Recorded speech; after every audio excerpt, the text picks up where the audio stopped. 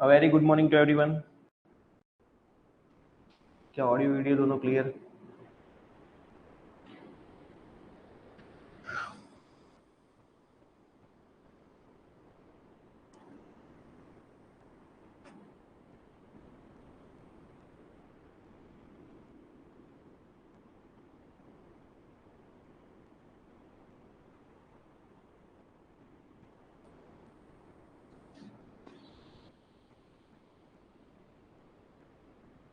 Clear.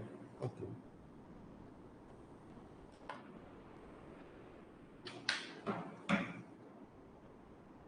आज से हम नया चैप्टर की शुरुआत कर रहे हैं, चैप्टर नंबर 6, जिसका पहला लेक्चर है आज।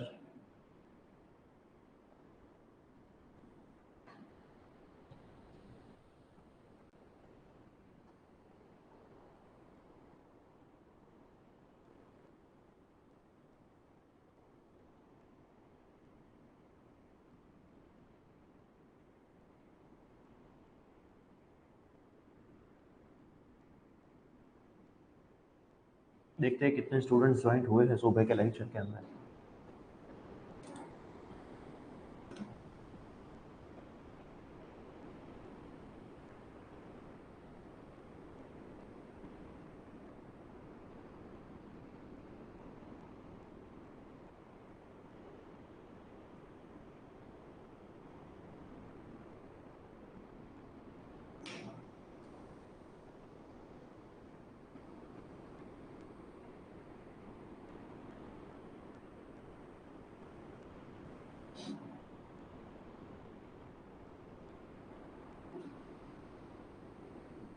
चलिए, गुड मॉर्निंग। Good morning. मुझे एक मैसेज आया था कि सर मेरे को पेपर करने हैं, तो कौन से पेपर करूं? अभी पेपर करने की तो कोई बात होती ही नहीं है, क्योंकि अभी सिलेबस ही बाकी है, तो आप पेपर कैसे करोगे? पेपर कब किए जाते हैं? जब आपका 100% सिलेबस कंप्लीट होता है तब। अगर आपका 100% सिलेबस ही कंप्लीट नहीं हुआ है तब तक आप पेपर करके फायदा भी क्या है? टाइम वेस्ट होगा आपका, आपको पता भी नहीं चलेगा कि ये क्वेश्चन कौन से चैप्टर का है ना। तो पर्टिकुलरली मेरा सजेशन ऐसा है कि अभी पेपर मत करो। सिलेबस खत्म होने के बाद सबसे पहला काम, बोर्ड के जो पुराने पेपर्स आए हैं रेगुलर एग्जाम के और फेल वाले एग्जाम के जुलाई के, वो सारे पेपर कर लो। बस उतने पेपर आप करो, उतने पेपर मोर देन इनफ है अगर आपको पेपर करने हैं तो, है ना। बोर्ड के कुछ 6 पेपर जितने आए होंगे नए सिलेबस के अंदर, तो वो पेपर आपको करने हैं। हाँ, अपना आज पेपर आ जाएगा दोपहर को 1 बजे के आसपास तक पेपर आपका आ जाएगा, है ना। चलिए, तो चैप्टर नंबर 6 लेक्चर नंबर 1 से हमारी करनी है शुरुआत, है ना।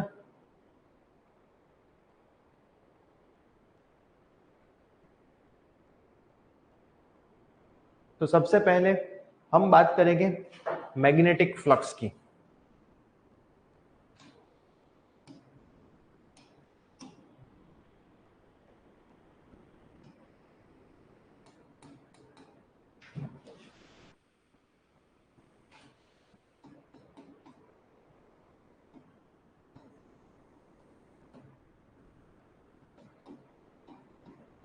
मतलब चुंबकीय फ्लक्स।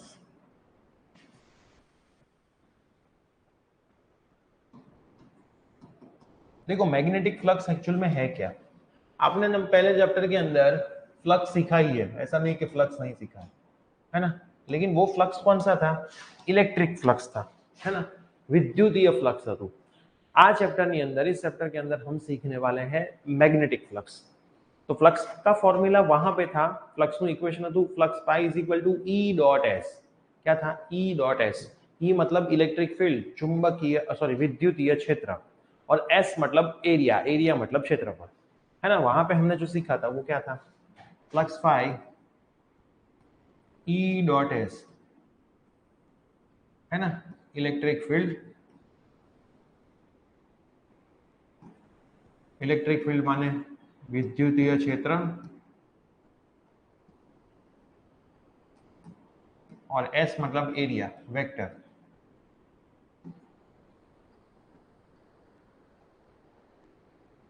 क्षेत्रफल सदिश। ठीक, अब यही फॉर्मूला यहाँ पे क्या हो जाएगा? बी डॉट एस हो जाएगा, या फिर v डॉट ए लिख लो, बाय इजीली याद रहता है। डॉट मतलब कॉस थीटा, तो क्या आ जाएगा बा कॉस थीटा। फ्लक्स का ये अपना फॉर्मूला जो आपको पूरे चैप्टर के लिए याद रखना है, मोस्ट टाइम भी है, पूरे चैप्टर में आपको हर एक जगह पे काम आने वाला है। अब बी का बी का यूनिट क्या होगा, टेस्ला, एरिया का मीटर स्क्वायर, इसका यूनिट क्या होगा tesla into metre square. Cos theta का कोई यूनिट होता नहीं है, और इसका डायमेंशन फॉर्मूला भी पूछ सकते हैं कि भाई मैग्नेटिक फ्लक्स का डायमेंशन फॉर्मूला लिखो। अब F is equal to BIL से मैंने B का डायमेंशन फॉर्मूला आपको निकाल दिया था, मीटर स्क्वायर मतलब L2, और उसका आप सिंप्लीफिकेशन कर दोगे तो आपका आंसर आ जाएगा। अब ये थीटा 0 से लेकर के 90 डिग्री पहले 89 तक कॉस पॉजिटिव होता है ना, कॉस क्या होता है पॉजिटिव, तो फ्लक्स कैसा होगा पॉजिटिव। एग्जैक्ट में 90 डिग्री की बात करूं तो कॉस कैसा होगा 0, तो फ्लक्स कैसा होगा 0। 90 नहीं लेने का, लेकिन 91 से 180 तक की मैं बात करूं तो उसमें कॉस थीटा होता है नेगेटिव, है ना, तो फ्लक्स कैसा हो जाएगा नेगेटिव हो जाएगा। तो इतनी चीजों का आपको क्या ध्यान रखना है कि भाई फ्लक्स किस में पॉजिटिव होगा, फ्लक्स किस में नेगेटिव होगा, फ्लक्स किस में 0 होगा। ये सेम कहानी वहां पे भी चलती थी, क्योंकि सेम इक्वेशन है, थीटा के ऊपर कॉस थीटा के ऊपर ही। ये फॉर्मूला की भी मैं अगर बात करूं तो ये क्या था ई एस कॉस थीटा ही था, इसमें कुछ नया नहीं, तो ये भी थीटा पे ही चलता था, उसमें भी सेम था, इसमें भी सेम ही रहेगा। क्लियर, ये सबसे छोटा पहला सवाल, शांति से इसको एक बार देख लो, कोई डाउट है तो पूछ लो, फिर हम फटाफट से आगे चलते हैं फैराडे के लॉ के ऊपर।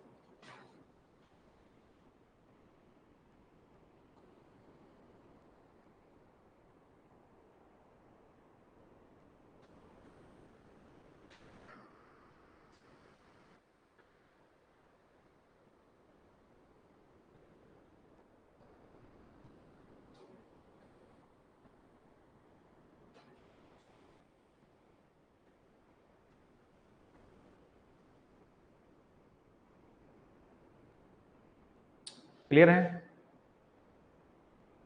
तो मैं आगे जाऊं, बताओ।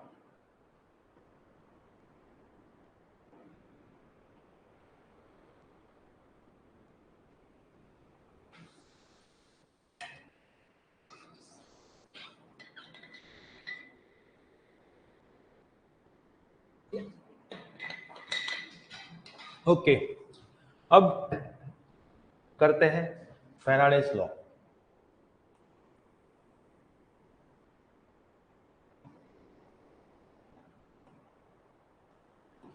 फैराडे नो नियम,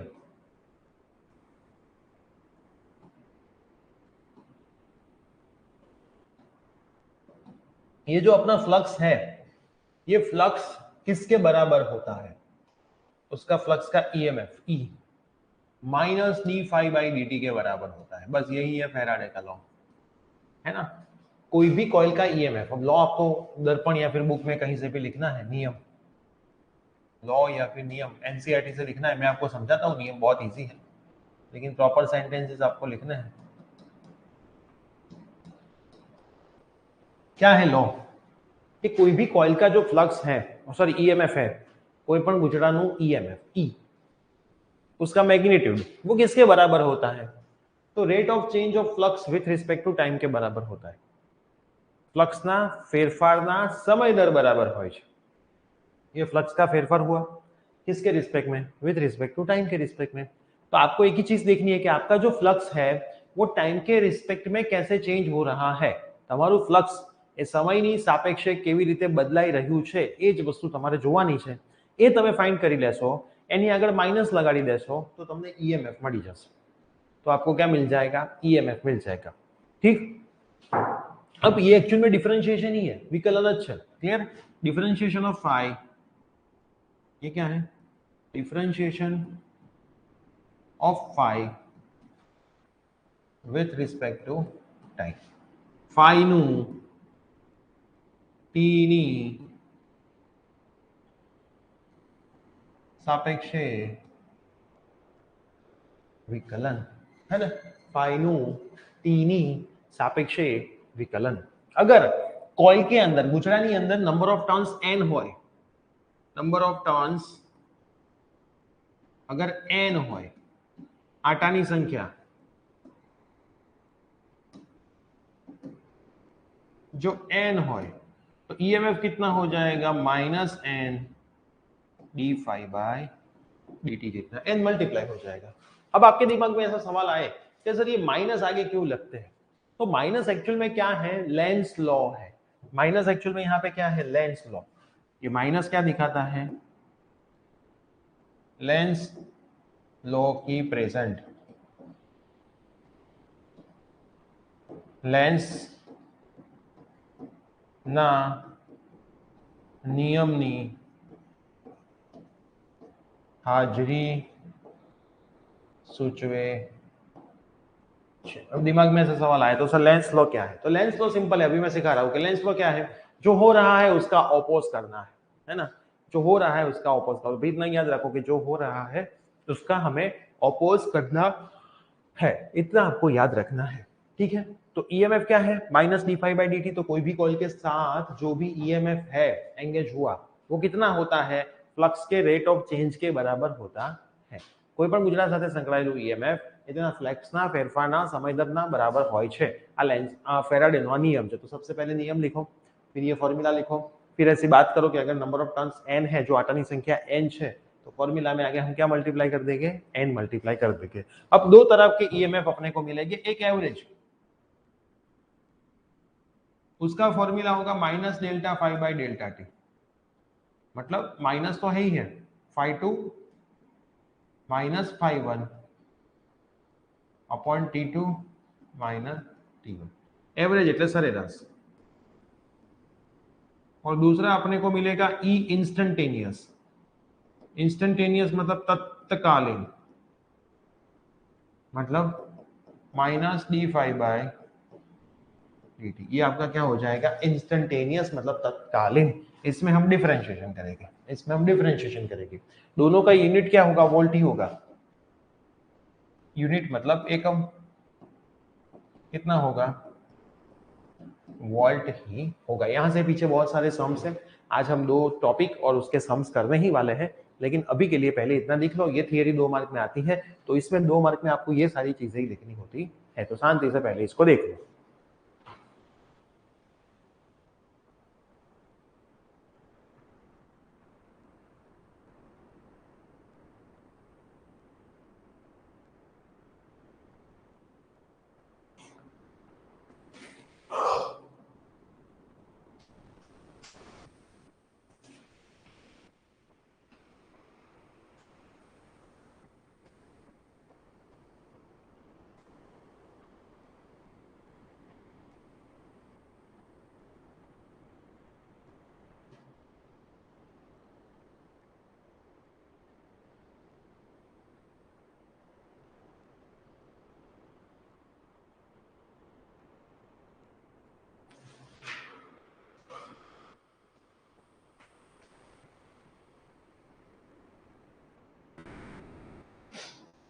कोई डाउट हो तो पूछते रहना, मॉर्निंग का टाइम है, मोबाइल डेटा तो आपके पास पूरा होगा, लेकिन दिमाग आधा होगा, है ना, क्योंकि आधा दिमाग नींद ने ले लिया होगा।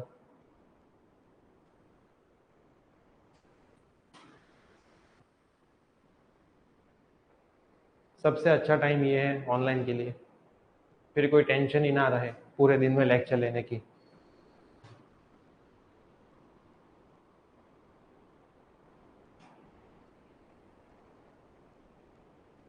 चलिए जाए आगे।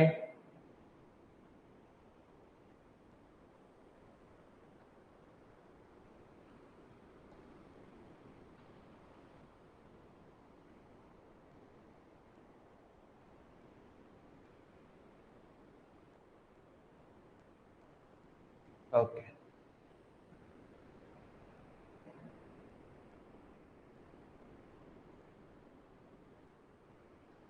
अब आता है लेंस लॉ।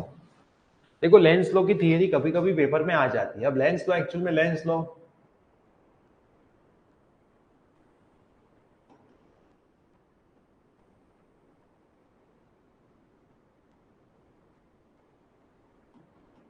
नहीं है।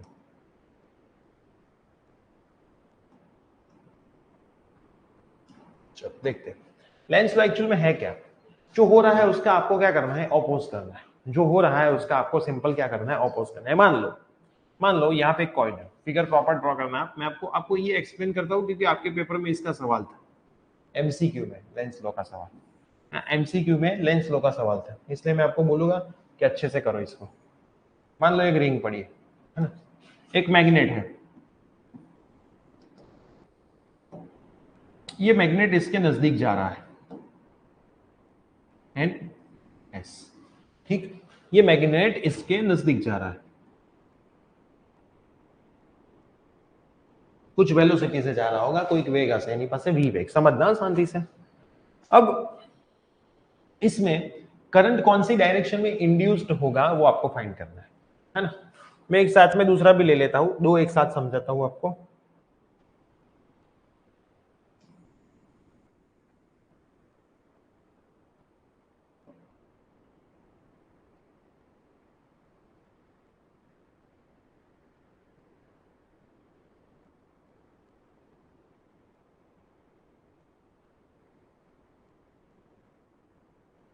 क्लियर। मैंने थोड़ा पोल बदल दिए, इसमें एनएस लिखा, उसमें एसएन लिखा। अब अगर ये नजदीक जा रहा है, नजदीक जा रहा होगा तो मैग्नेट का मैग्नेटिक फील्ड होगा, मैग्नेटिक फील्ड की मैग्नेटिक फील्ड लाइन होगी, है ना। चुंबकीय क्षेत्र नहीं, चुंबकीय क्षेत्र रेखाओं हसे। એ ક્ષેત્ર રેખા આના કોન્ટેક્ટમાં આવશે, આ કોઇલના કોન્ટેક્ટમાં આવશે, ધીમે ધીમે વધશે क्योंकि ये नजदीक जा रहा है, वी वेलोसिटी से धीरे धीरे इंक्रीज होगी। तो आपको एक चीज याद में रखनी है, जो हो रहा है उसका ऑपोज करो। क्या?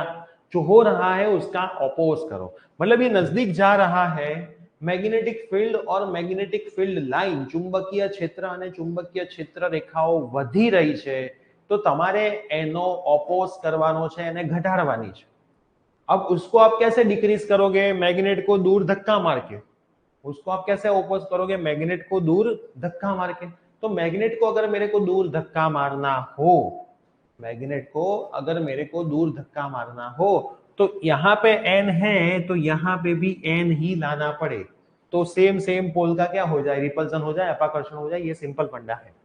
अब यहाँ पे मेरे को एन लाना पड़े। अब इसमें आप देखो, ये नजदीक जा रहा है, नजदीक जा रहा है, यहाँ पे एस है, वहां पे एन है, नजदीक जा रहा है, तो मैग्नेटिक फील्ड इंक्रीज हो रहा होगा। मैग्नेटिक फील्ड इंक्रीज हो रहा है तो मैग्नेटिक फील्ड लाइन इंक्रीज हो रही होगी। मैग्नेटिक फील्ड लाइन नजदीक जा रहा है तो इंक्रीज हो रही, तो आपको उसको डिक्रीज करना है। डिक्रीज करना है तो यहाँ पे क्या लाना पड़ेगा, तो ये दोनों के बीच में रिपल्सन होगा और दूर भाग जाएगा, ठीक ना। अब ये दूर तो भागा, यहाँ पे एस आ गया, लेकिन रूल क्या है कि एस आए तो कौन सी डायरेक्शन में करंट इंड्यूस हो, देखना। एक गोला, दूसरा गोला, अगर क्लॉकवाइज घूम रहा है तो वो आपका एस है। क्या है, एस है ना, साउथ पोल आप देख रहे हो वहां से। अगर एंटी क्लॉकवाइज घूम रहा है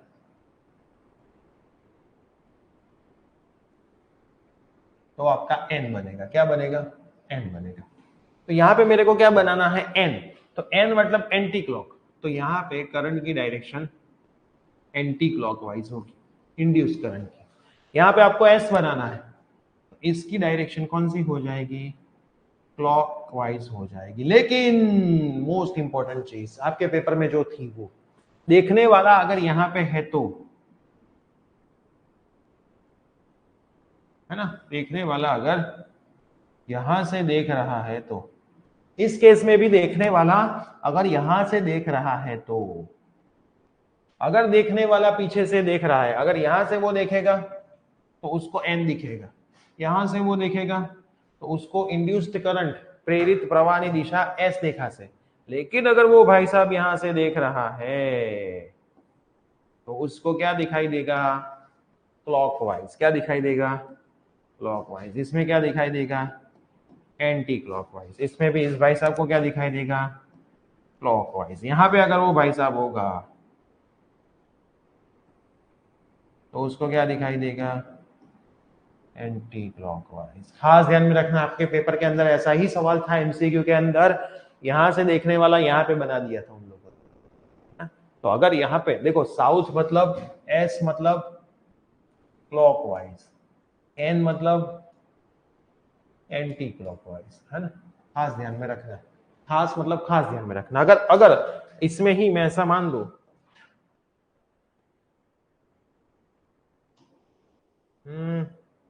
अगर इसमें ऐसा हो रहा है, समझना शांति से, अपने को कोई जल्दी नहीं है, ये समझना बहुत जरूरी है। मान लो ये रिंग, ये रिंग, ये अपना मैग्नेट, ये अपना मैग्नेट है ना। इस केस में ये एन है, ये एस है, और ये दूर जा रहा है, दूर जा रहा है कुछ भी वेलोसिटी से। यहाँ पे ये नजदीक आ रहा है कुछ भी वेलोसिटी से, ये नजदीक आ रहा है कुछ भी वेलोसिटी से। यहाँ पे भी सेम, ये दूर जा रहा है v वेलोसिटी से, ये s और ये है। अगर ऐसा कुछ है तो हमने क्या बोला कि जो हो रहा है उसका आपको करना है ऑपोज। मतलब ये दूर जा रहा है तो उसको दूर जाने देना नहीं है भाई, तू दूर मत जा। तो दूर नहीं, क्योंकि दूर जा रहा होगा तो धीरे धीरे मैग्नेटिक फील्ड और मैग्नेटिक फील्ड लाइन डिक्रीज हो रही होगी, तो डिक्रीज नहीं होने देना है, उसको करना है इंक्रीज। तो यहाँ पे एन है तो मैं यहाँ पे एस ले लू, तो इंक्रीज होगा, दूर जा रहा होगा तो अट्रैक्शन करके वापस बुलाएगा। सेम टू सेम ये भी दूर जा रहा है, एस है, यहाँ पे अगर मैं एन कर दूं तो वो नजदीक बुलाएगा। तो अगर यहां से कोई देख रहा है बंदा तो उसको एस दिखाई देगा, क्लियर। सेम टू सेम यहां से भी कोई बंदा देख रहा है, उसको क्या दिखाई देगा, एन दिखाई देगा। एस मतलब क्लॉकवाइज, आई क्लॉकवाइज, एन मतलब एंटी क्लॉकवाइज, उल्टा घूमेगा। लेकिन अगर कोई बंदा पीछे से देख रहा है तो वही चीज उसको एन दिखाई देगी,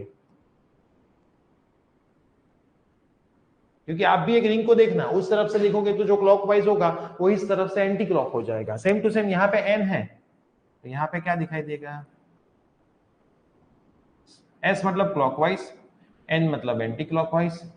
सेम टू सेम एन मतलब एंटी क्लॉकवाइज और एस मतलब क्लॉकवाइज। बोलो चलो अब पता चला, ये है लेंस लॉ। जो ईएमएफ प्रोड्यूस हो रहा है उसका ही ऑपोज कर रहा है ना। जो हो रहा है उसका ऑपोज करो, उसको क्या बोलते हैं, लेंस लॉ बोलते हैं। चेक करो, बोलो।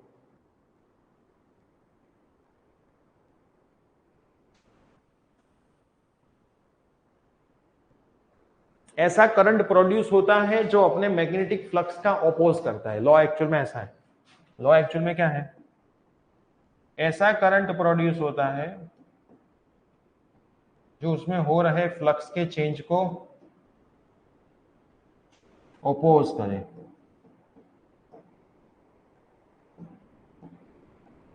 है ना। एवो प्रवाह प्रेरित થશે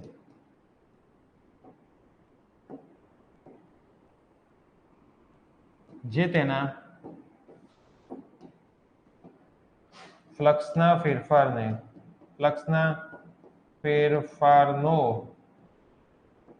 વિરોધ કરશે।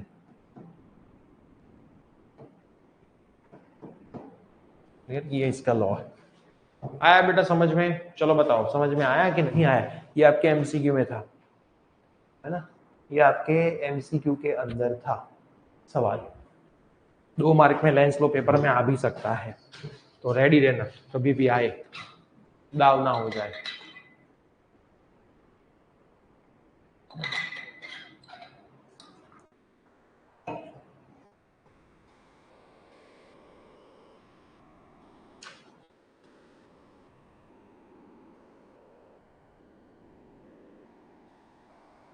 बोलो क्लियर।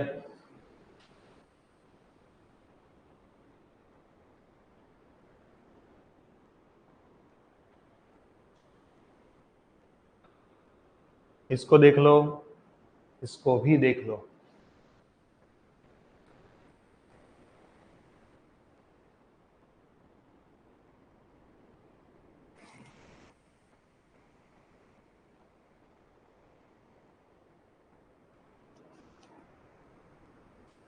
डन है। चलिए अब करते हैं मोशनल ईएमएफ।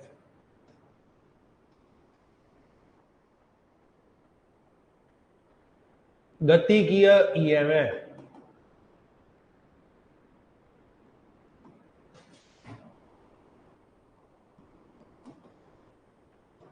तो करीसो गतिकीय ईएमएफ, मोशनल ईएमएफ। अब समझना ये एक्चुअल में क्या है।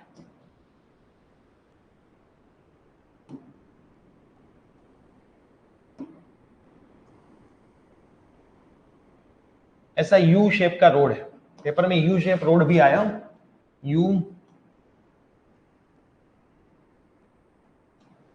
आकारનો સળિયો,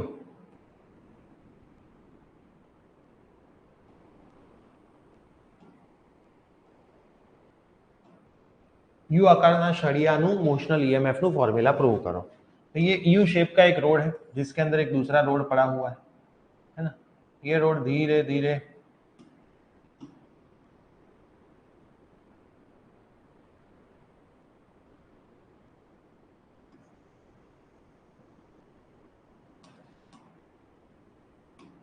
ये रोड धीरे धीरे आगे की ओर जा रहा है। ये अपना एक पड़ा है, ये भी वेलोसिटी से इस तरफ जा रहा है, ठीक। और ये अपना पूरा मैग्नेटिक फील्ड के अंदर पड़ा हुआ है। मैग्नेटिक फील्ड बनाना बहुत जरूरी हो, वरना विदाउट मैग्नेटिक फील्ड तो कुछ होने वाला नहीं है। बहुत सारे स्टूडेंट गलती से मैग्नेटिक फील्ड बनाना ही भूल जाते हैं। अब ऐसा आप करोगे तो भाई टीचर मार्क कैसे देगा, है ना। अगर आप ही ऐसा करोगे तो आपका टीचर आपको मार्क कैसे देगा। क्लियर। ये x है, जो डिस्टेंस है ना ये x है, और ये जो है वो क्या है, l है। क्लियर। इतना पहले तो फिगर के अंदर दिया हुआ है, ये फिगर आपको पहले एक्सप्लेन करनी है कि here in the figure we can see U shaped rod in uniform magnetic field. U shape, U આકારનો એક સળિયો યુનિફોર્મ ચુંબકીય ક્ષેત્ર એટલે સમાન ચુંબકીય ક્ષેત્રમાં મૂકેલો છે, ઠીક છે। આ લેન્થ x છે, આ જે લેન્થ છે એ l છે, ये धीरे धीरे v वेलोसिटी थी जई रह्यो छे। v वेलोसिटी से ये जा रहा है तो इसका x चेंज हो रहा होगा विथ रिस्पेक्ट टू टाइम, है ना। x क्या हो रहा होगा, चेंज हो रहा होगा। अब आपको क्या निकालना है, ईएमएफ निकालना है कि भाई ईएमएफ कितना प्रोड्यूस होगा। तो E is equal to minus d phi by D t है। इसका लॉ भाई, जिसका हो उसका नाम लिखो। फ्रॉम फैराडेस लॉ, फैराडे अनुसार, फिर फैराडे नियम अनुसार खास लखવાનું આ તો फ्लक्स फाई क्या होता है, हियर अहीं फ्लक्स फाई बा होता है, हाँ कि ना, होता है ना। तो बा को मैं इसके अंदर डाल दूं, minus D by D T of बा, बी तो बाहर निकल जाएगा। एरिया क्या होगा बेटा इसमें, area A A A A B और ए के बीच के अगर आपको एंगल की बात करनी है ना। अगर आपको पूरा लिखना है तो देखो ऐसे लिखो, આપણે બધી જ વસ્તુને પ્રોપર કરીએ। बी डॉट ए डॉट मतलब क्या हो जाए, cos थीटा। बी और ए एरिया वेक्टर सीधा होगा, अंदर की ओर भी होगा बाहर की ओर भी होगा। मैग्नेटिक फील्ड अंदर की ओर है तो दोनों एक ही डायरेक्शन में है, तो थीटा क्या हो जाएगा, 0 हो जाएगा। तो बी ए cos 0 और cos 0 क्या हो जाएगा, 1, तो बी ए आएगा। और एरिया क्षेत्रफળ કેટલું થશે આની અંદર, x into l થશે। કેટલું થાય, x into l, है ना। एरिया क्या होगा, x into l। तो मैं यहाँ पे लिख दूं b l x। क्लियर, मैंने क्या लिख लिया, b l x। तो इसके अंदर डाल दूं मैं minus D by D T, be as it is, ए क्या हो जाएगा, lx हो जाएगा, lx। अब l तो कांस्टेंट ही रहने वाला है पूरी जर्नी के अंदर, लेकिन x धीरे धीरे चेंज हो रहा होगा। x क्या हो रहा होगा, चेंज। तो मैं bl को तो बाहर ही निकाल दूं, d बाई dt, क्योंकि x से बेटा टाइम के रिस्पेक्ट में चेंज हो रहा है ना, x ही टाइम के रिस्पेक्ट में चेंज हो रहा है, x समयना सापेक्षे चेंज થાય છે કેમ કે ધીરે ધીરે x ઘટી રહ્યું છે। अब बेटा मेरे को ये बताओ dx by dt क्या होता है, dx by dt क्या होता है ये बताओ मेरे को। चलो देखते हैं कितनों को ये आंसर आता है। dx by dt क्या होता है बेटा, dx by dt, what is the value of dx by dt? जल्दी बता दीजिए, हाँ जल्दी बता दीजिए, what is the value of dx by dt?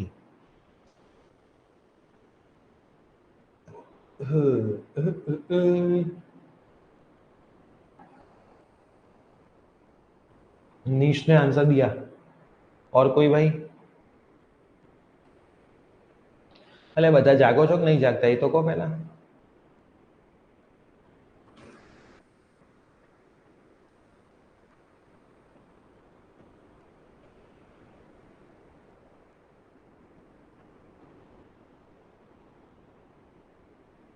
बाकी किसी को पता नहीं नीच के अलावा dx by dt क्या होता है? Change in displacement with respect to time. Change in displacement with respect to time क्या होता है? किसी को नहीं पता, खाली नीच को ही पता है. वो भी मेरे को प्रॉपर दिख नहीं रहा क्या लिखा है, थोड़ा दूर से. dx by dt क्या होता है भाई? वेलोसिटी. क्या होता है? वेलोसिटी. तो क्या आंसर आएगा? E is equal to minus B L V. ये आपका क्या आ गया? फाइनल आंसर आ गया. क्या आ गया? फाइनल. तो वापिस समझते हैं. एक यू शेप्ड रोड के अंदर धीरे धीरे वो वी वेलोसिटी से इस तरफ जा रहा है, धीरे धीरे धीरे धीरे एक्स कम हो रहा है. जो चेंज हो रहा है उसका ही डिफरेंशिएशन होगा. जो चेंज हो रहा है उसका ही डिफरेंशिएशन होगा, बाकी किसी का होगा नहीं. तो ये ईएमएफ है वो कितना होता है? फेराडे क्या बोल के गया? Minus d phi by D t. Number of turns की यहाँ पे कोई बात नहीं, इसलिए मैंने आगे एन मल्टीप्लाई किया नहीं. फ्लक्स कैसे निकालेंगे? बी डॉट ए से. डॉट मतलब कॉस थीटा. थीटा कितना है? बी और ए के बीच का 0. एरिया क्या है? क्षेत्रफल सूत्र बेटा एल इंटू एक्स. तो एल इंटू एक्स लिख लिया ए की जगह पे मैंने. बी कांस्टेंट है, एल भी पूरी जर्नी में कांस्टेंट ही रहने वाला है. एल खाली चेंज होने वाला है एक्स. तो with respect to x, with x का with respect to t, x નું टी ની સાપેક્ષે વિકલન, differentiation of x with respect to t. तो वो क्या हो जाएगा? पी हो जाएगा. ठीक, तो ये आपका फॉर्मूला आ गया. मोस्ट टाइम भी फॉर्मूला ही चैप्टर का पेपर में सवाल आने के चांसेस है, तो शांति से देख लीजिए.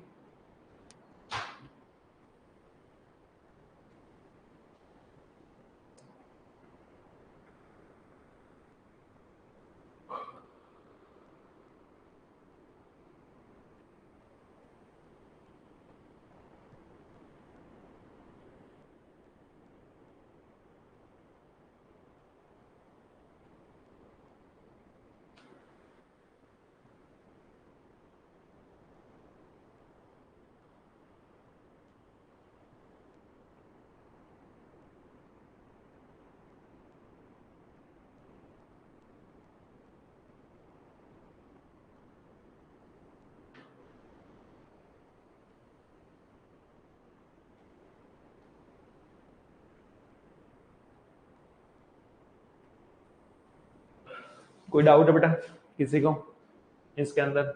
एनीवन? कुछ समझ में ना आया हो ऐसा? सारी मोस्ट टाइम भी थियरी है, पता भी नहीं चलेगा, चैप्टर खत्म भी हो जाएगा. 2 लोग कोई नए आए है ना? 2 लोग कोई नए आए. कौन आए भाई? चेक करते हैं. अचानक नींद खुली होगी, देखा होगा अरे ये लेक्चर चालू है भाई. ये तो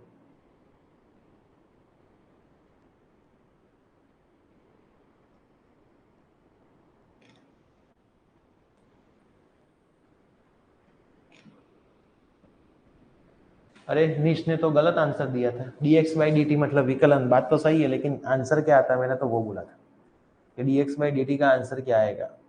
मैंने आपको ये बताया था. चलिए अब शुरू करते हैं. इसमें थोड़े 2-3 एमसीक्यू. इसमें 2-3 एमसीक्यू कैसे है? आपको फोर्स का फॉर्मूला पता है, BIL पता है ना सर? जब एक L लेंथ का रोड मैग्नेटिक फील्ड के अंदर आप रखते हो, L લંબાઈનો સળિયો ચુંબકીય ક્ષેત્રની અંદર જ્યારે તમે રાખો છો તો उसके ऊपर लगता है फोर्स. बल કેટલું લાગે? BIL. आप सबको पता है. यहाँ पे यहाँ पे यहाँ पे हियर અહીં V is equal to IR है.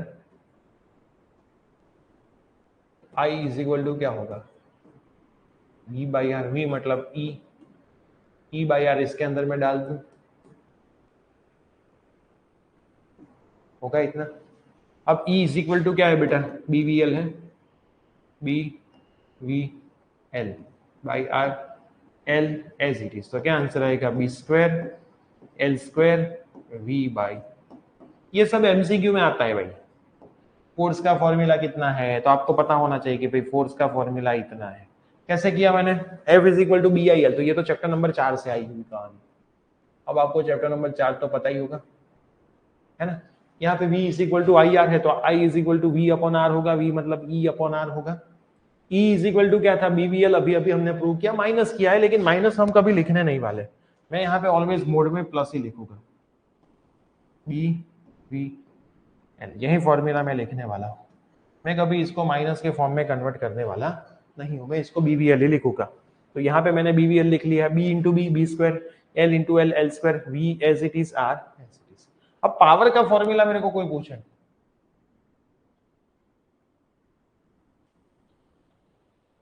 तो P का फॉर्मूला क्या है, EI है। अब E तो मेरे को मिल गया है, हाँ BVL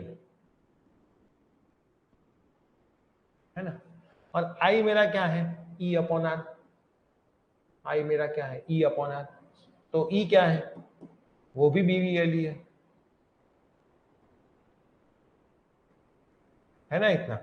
तो ये अब मैं यहाँ पे डाल दूं, B square V square L square upon R, ये मेरा किसका फॉर्मूला हो गया भाई, पावर का फॉर्मूला हो गया। क्लियर। ये दोनों फॉर्मूला MCQ के लिए बहुत काम के हैं, जो आपको अच्छे से प्रिपेयर करने हैं। सबसे पहला फॉर्मूला क्या बना, B square L square V upon R, एक वी कम है इसमें, B square L square V square upon R, वो आपका किसका फॉर्मूला है, एफ का फॉर्मूला है। ये आपका किसका फॉर्मूला है, पी का फॉर्मूला है। पी मतलब पावर, एफ मतलब फोर्स, फोर्स माने बल। क्लियर, देख लो।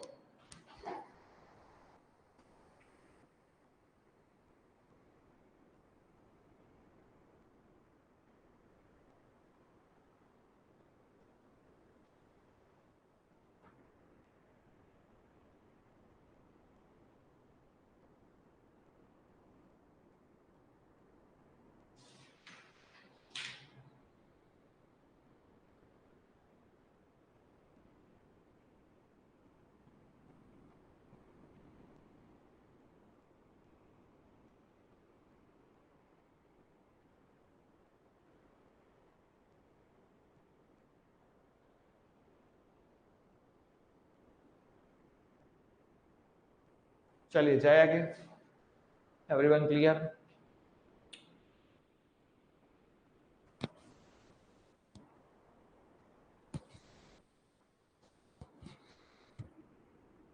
Clear, okay.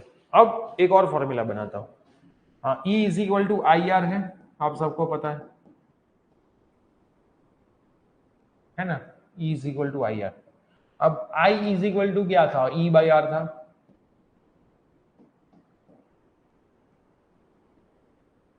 या फिर मैं ऐसा बोलूं Q is equal to I t, Q is equal to I T, तो I is equal to Q by t होगा। मैं अभी change delta Q by delta t लिखता हूं, इंटू आर होगा। दूसरा फॉर्मूला फेराडे का, E is equal to delta five by delta T था। ये दोनों E को मैं कंपेयर कर दूं, नंबर एक नंबर बे, कंपेयर इक्वेशन वन। क्या किया मैंने, देखो E is equal to I R है, तो I क्या होगा, डेल्टा Q बाई टी है ना, Q is equal to I T, तो I is equal to Q by T, R as it is, E is equal to delta five by delta T होगा। इन दोनों E को मैं compare कर दूं तो क्या हो जाएगा, delta Q delta T R delta five delta T होगा इतना, delta Q delta T R delta five delta T, delta T यहाँ पे मर जाएगा, खींच के आओ। क्लियर। तो मेरे को डेल्टा Q कितना मिलेगा, डेल्टा फाइव बाई आर, ये एक्चुअल में रिलेशन है Q और फाइव के बीच का, ये क्या है एक्चुअल में, रिलेशन है Q और फाइव के बीच का, जो मोस्ट आईएमपी रिलेशन है। एमसीक्यू में आता है कि नीचे दिए गए रिलेशन में से Q और फाई का रिलेशन कौन सा सही है। Q मतलब चार्ज, चार्ज मतलब विद्युत भार, फाई मतलब फ्लक्स, है ना, और R मतलब अवरोध। R को बेटा क्या बोलते हैं, अवरोध। तो ये आपको अच्छे से प्रिपेयर करना है ना। इसमें आपको 2 की वैल्यू भी दे सकते हैं, तीसरा फाइंड करने का भी बोल सकते हैं, ऐसा भी कुछ भी बोल सकते हैं, लेकिन अपने को पता होना चाहिए इन लोगों ने क्या पूछा है। तो ये तीनों एमसीक्यू के लिए मोस्ट इंपॉर्टेंट है। तो शांति से एक बार चेक कर लीजिए, फिर हम सम करते हैं। एक पोर्शन इस चैप्टर का खत्म होता है। अब दूसरा पोर्शन हम कल से करेंगे, उसके सवाल कल करेंगे। आज हम आज के सवाल पहले शुरू करते हैं। और आज जो किया उसके सबसे ज्यादा एमसीक्यू है, और उसके ही एमसीक्यू सॉरी उसके ज्यादा सवाल है, और उसके ही सवाल पेपर में आने के चांस सबसे ज्यादा है। बहुत इजी चैप्टर है। इस चैप्टर को बेटा आपको इग्नोर नहीं करना है ना। अगर इसको इग्नोर करोगे तो आप इग्नोर हो जाओगे। तो आई रिक्वेस्ट, कोई भी बंदा इस चैप्टर को छोड़ेगा नहीं, ठीक।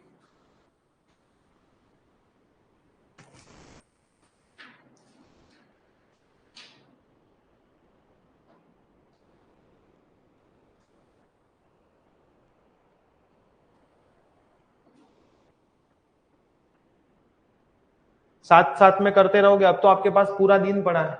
अभी फिजिक्स का लेक्चर हमने मॉर्निंग में कंप्लीट किया, फिर दोपहर को केमिस्ट्री है। पूरा दिन क्या करोगे, तो पूरा दिन पढ़ाई करोगे। क्या करोगे, हवन नहीं करोगे, पढ़ाई करोगे। पूरा दिन पढ़ाई करना है आपको।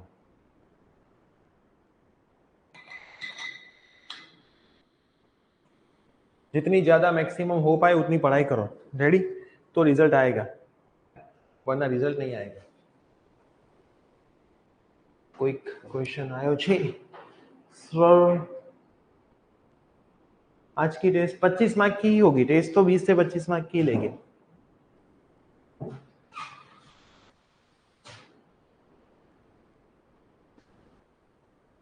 हंड्रेड मार्क की टेस्ट बहुत जल्द आने वाली है, तो बी रेडी फॉर दैट, है ना। 100 मार्क की सबसे पहली टेस्ट अपनी आने वाली है। बस मैं राह देख के बैठा हूँ कि एक 7वां चैप्टर कंप्लीट हो जाए, इसके बाद वाला तो पार्ट 1 अपना पूरा हो जाए, तो जल्दी से हम टेस्ट ले ले, है ना। क्योंकि 7वें चैप्टर में सारी चीजें तो हमें करनी नहीं है। हमने 1 से 6 और 8 नंबर पूरा किया, 7 नंबर हम 60 to 70% करने वाले हैं, पूरा नहीं करने वाले, ठीक। तो उसके मुताबिक 100 मार्क की एक टेस्ट ले ले, 50-50 मार्क की बोर्ड के पैटर्न के मुताबिक। चलिए सवाल नंबर 2, इलास्ट्रेशन का सवाल नंबर 2।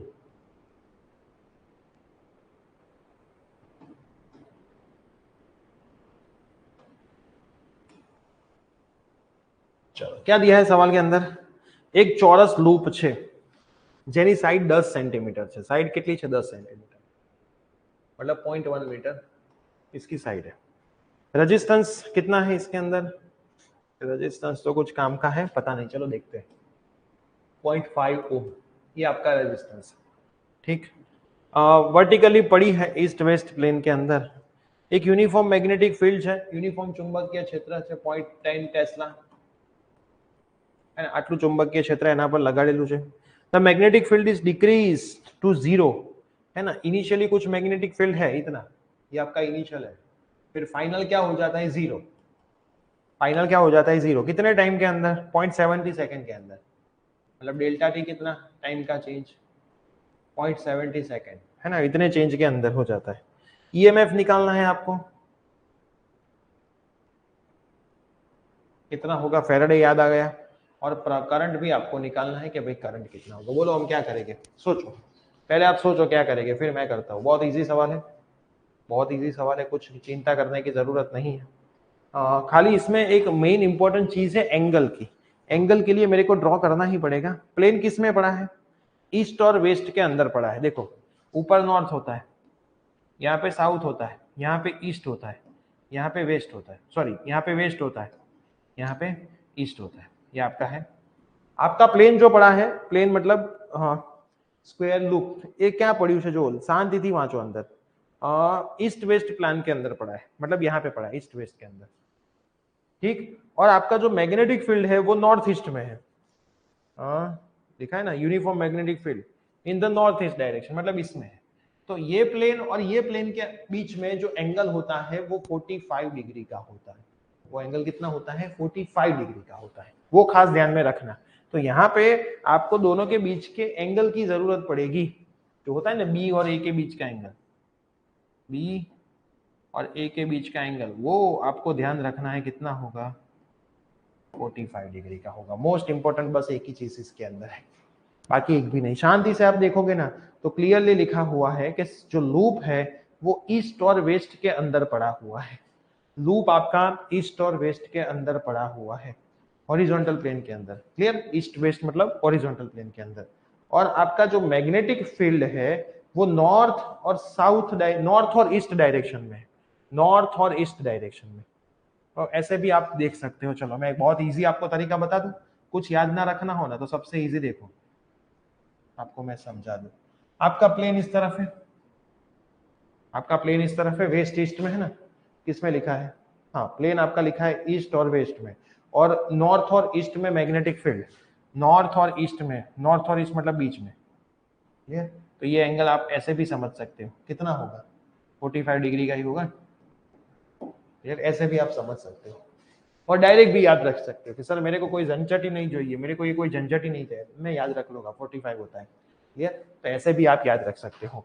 अब ईएमएफ का फॉर्मूला क्या था, minus delta phi by delta T था इतना। तो ये कितना होगा, minus phi two minus phi one upon delta T होगा। अब सवाल ये आता है कि फाई टू कितना होगा और फाई वन कितना होगा।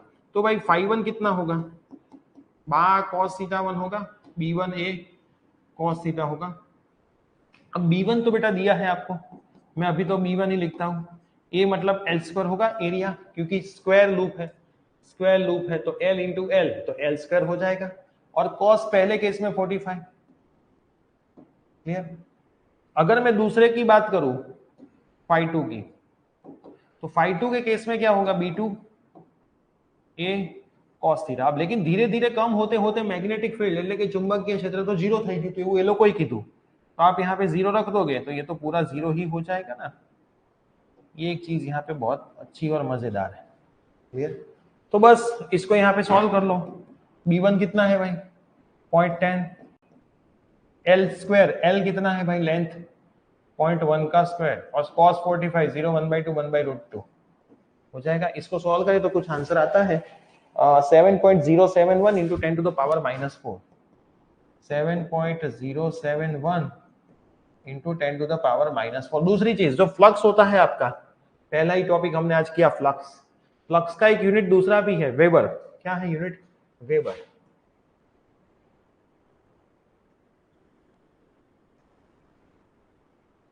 दूसरा यूनिट क्या है इसका, वेबर, जो सबसे स्टैंडर्ड यूनिट के नाम से पहचाना जाता है। तो आप वेबर भी याद रख सकते हो, कोई दिक्कत नहीं, डब्ल्यू बी है ना, डब्ल्यू बी, वेबर से भी आप इसको याद रख सकते हो।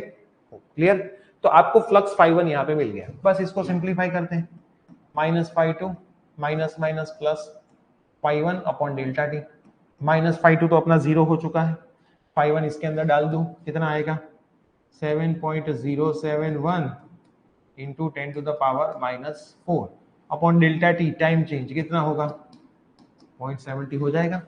इसको आप सॉल्व कर लोगे तो इसके अंदर कुछ आंसर लिखा हुआ है, आप आंसर एक बार वेरीफाई कर लेना, 10 to the power -3 volt, 10 to the power -3। Answer में भी गलती बुक में हो सकती है, लेकिन कैलकुलेटर है तो इतना आपसे गलती होने के चांसेस नहीं है। अब आई भी निकालने का बोला था, तो आई निकालने के लिए तो अपना ओम था, यहाँ पे ऊपर बेटा लिखना पड़ता है फ्रॉम फैराडेस लॉ, फैराडे अनुसार। अब क्या करेंगे, from ohm law, V is equal to क्या था फॉर्मूला, आई आर। तो I इज इक्वल टू क्या होगा, E/R होगा। E बेटा अपने को आ गया है, कितना आ गया है 10 टू द पावर -3।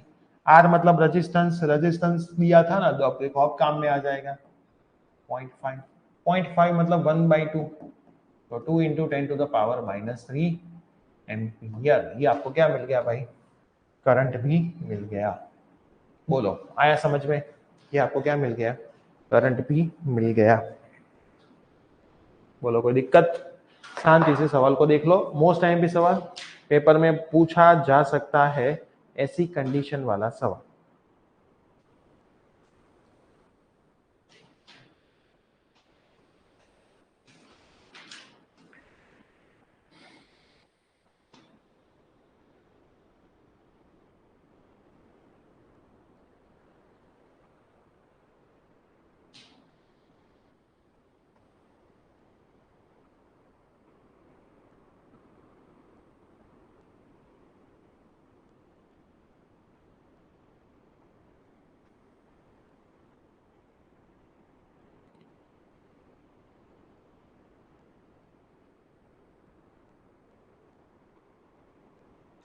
रेडी?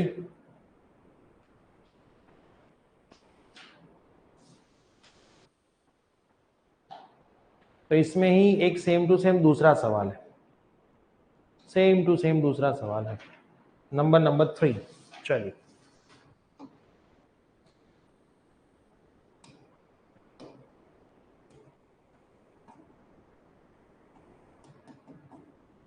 उदाहरण नंबर 3। सवाल को शांति से पढ़े। सवाल में क्या दिया है? A circular coil of radius. अब देखो दो चीज इसमें आएगी, एक तो प्लेन आएगा, तो जब प्लेन आए तो एरिया क्या होगा? L square. और जब कॉइल आए तो एरिया कितना होगा? पाई आर स्क्वायर। बस ये तो मैंने आपको पहले भी ऑलरेडी बताया हुआ है। क्लियर? तो क्या बोला? एक सर्कुलर कॉइल है जिसकी रेडियस, देखो रेडियस दे दी 0.1 मीटर है। नंबर ऑफ टर्न्स इस बार दिए है भाई 500, आटानी संख्या 500 આપેલી છે। રેઝિસ્ટન્સ R આપેલો છે 2 ઓમ। फिर बोला है कि plane is perpendicular to the horizontal component of the earth magnetic field. Earth નું मैग्नेटिक फील्ड નો हॉरिजॉन्टल कंपोनेंट, तो ये अपना हॉरिजॉन्टल कंपोनेंट होगा, ये वाला अर्थ का मैग्नेटिक फील्ड का बी का, उससे उसका प्लेन परपेंडिकुलर है। प्लेन मतलब क्या?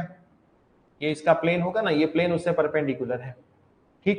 तो ये प्लेन का एरिया वेक्टर इस तरफ होगा, ये इंपॉर्टेंट है भाई, है ना। अर्थ का हॉरिजॉन्टल कंपोनेंट उससे प्लेन परपेंडिकुलर, तो प्लेन ऐसे होगा, तो प्लेन का एरिया वेक्टर भी इस तरफ ही जाएगा। क्लियर? तो दोनों के बीच में केस 1 में थीटा कितना हो जाएगा?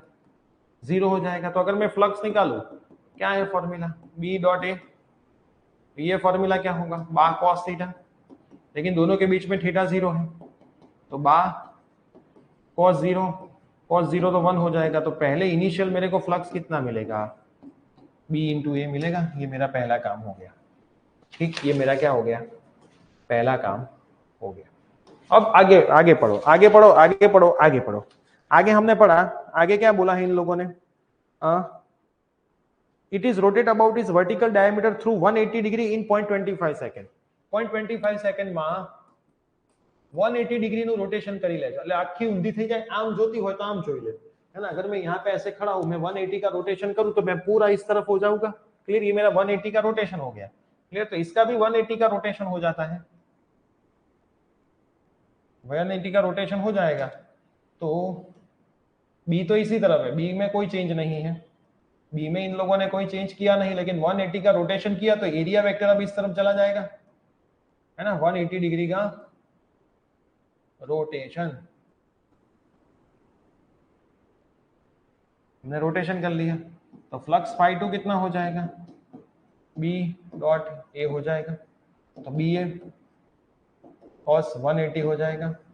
cos 180 -1 होता है, तो आंसर क्या आएगा? माइनस बी ए आ जाएगा। ये आपका दूसरा आंसर आ गया। ये आपका क्या आ गया? दूसरा आंसर आया। थीटा कितना हो जाएगा दोनों के बीच में? 180 डिग्री। ठीक, बस तो अब आपको सेम चीजें ही निकालनी है। बी आपको दिया हुआ है, बी अलग से लिख के दिया है 3 × 10⁻⁵ टेस्ला, है ना। तो ईएमएफ कितना प्रोड्यूस होगा? फ्रॉम फेराडेस लॉ लिख लेना, delta phi by delta T minus φ2 minus φ1 delta t. φ2 कितना है? φ2 है माइनस बी ए। φ1 कितना है? खाली बी ए। डेल्टा टी तो डेल्टा टी ही है। माइनस बी ए माइनस बी ए माइनस 2 बी ए माइनस माइनस प्लस हो जाएगा। चलो वैल्यू डाल देते हैं 2। एरिया कितना हो जाएगा? पाई आर स्क्वायर हो जाएगा ना इस केस में, अपॉन डेल्टा टी। बी कितना दिया है बेटा अपने को 3 into 10 to the power minus pi. Area कितना दिया है पाई इंटू आर, आर कितना दिया है 0.1 का स्क्वायर। नीचे डेल्टा टी टाइम टी कितना दिया था 0.20। इसको आप सॉल्व कर लो तो आपको ईएमएफ मिल जाए, और ईएमएफ का आंसर कुछ आता है, पीछे लिखा हुआ है 3.7 into 10 to the power minus. समझे बच्चा पार्टी, कितना इजी सवाल। इसमें भी करंट पूछा है तो फॉर्मूला क्या होगा, E is equal to I R. तो I इज इक्वल टू क्या हो जाएगा भाई, E अपॉन आर हो जाएगा, जहां पे E कितना दिया है 3.7 माइनस 3, और R अपने को कितना दिया है 2 ओम। बस इसको भी अपने सॉल्व कर दे तो 1.8 into 10 to the power minus 3 हो जाएगा। कितना हो जाएगा 1.8 into 10 to the power minus 3 ampere हो जाएगा। बोलो आया समझ में। दोनों सवाल सेम थे, लेकिन उस केस में मैग्नेटिक फील्ड को ही पहले से ही जीरो कर दिया था, है ना। दूसरे केस का मैग्नेटिक फील्ड पहले से ही क्या कर दिया था, जीरो कर दिया था, इसलिए कोई फर्क नहीं पड़ा था। दूसरा बी φ2 तो आया ही नहीं था, है ना। खाली पहला φ1 अपने को मिला था, दूसरे φ2 के ऊपर हमने फोकस किया ही नहीं था। लेकिन यहाँ पे इन लोगों ने वो जीरो नहीं किया, रखा, खाली कॉइल को रोटेशन कर दिया, तो फ्लक्स मिला। तो फिर सिंप्लीफाई करके यहाँ तक पहुंच जाओ और अपना सॉल्यूशन ला दो। बोलो कोई डाउट। दोनों इंपॉर्टेंट सवाल पेपर में आने के चांसेस मैक्सिमम है, ऐसे सवाल है। दोनों पेपर में आने के चांसेस मैक्सिमम है, ऐसे सवाल है। बताओ बेटा कोई दिक्कत।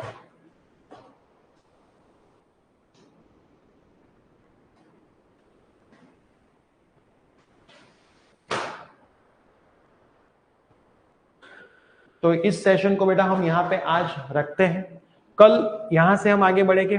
आज का बेटा जितना करवाया है मैं आपको रिक्वेस्ट करूंगा कि रोज का रोज करते जाना। अब यहाँ पे एक और पोर्शन है चैप्टर में, म्यूचुअल इंडक्टेंस सेल्फ इंडक्शन वाला, और फिर लास्ट एक पोर्शन है। थियरी बहुत कम है, सम भी बहुत कम है जो पेपर में एक्चुअल में आते हैं वैसे, जो नहीं आते वैसे सम हम टच भी नहीं करने वाले। एक दो सम है जो कभी नहीं आते और आने भी नहीं वाले हैं, तो मैं आपको बोलूंगा कि साथ में करते रहना, वरना पता भी नहीं चलेगा कि सिलेबस कब खत्म हो जाएगा। क्लियर है। अब यहाँ से आपके पास 1 महीना और 4 दिन बाकी बचे। क्लियर, 6 तारीख आज हो गई है। क्लियर, 1 महीना और 4 दिन आज बाकी बचे, तो टोटल बहुत कम टाइम अब आपके पास बचा है। सिलेबस मोस्ट प्रोबेबली अगर पार्ट 1 खत्म होता है तो सिलेबस कंप्लीट ही मान लो, क्योंकि पार्ट 2 में तो पीछे के chapter dual nature, atoms, nucleus, semiconductor, वो सारे छोटे छोटे चैप्टर है ना। जो मेन है वो आगे के 2 चैप्टर है, उसमें भी बहुत सारी चीजें हमें स्किप करनी है। तो जो मेन आपको फोकस करना है वो फिजिक्स में पार्ट 1 के ऊपर करना है, उसका ज्यादा आता है, इसलिए वो अच्छे से आपको करना है। तो कल के सेशन के अंदर सेम टाइम को हम मिलेंगे। आज का आपका जो पेपर होगा वो दोपहर तक आपके पास आ जाएगा। क्लियर, तो शांति से आप पेपर आज अच्छे से प्रिपरेशन करके लिखना, कोई जल्दी नहीं है पेपर लिखने की। सबमिट आपको वो नंबर पे ही करना है, मेरे को नहीं करना है। तो मिलते हैं कल के सेशन में। Bye bye, take care.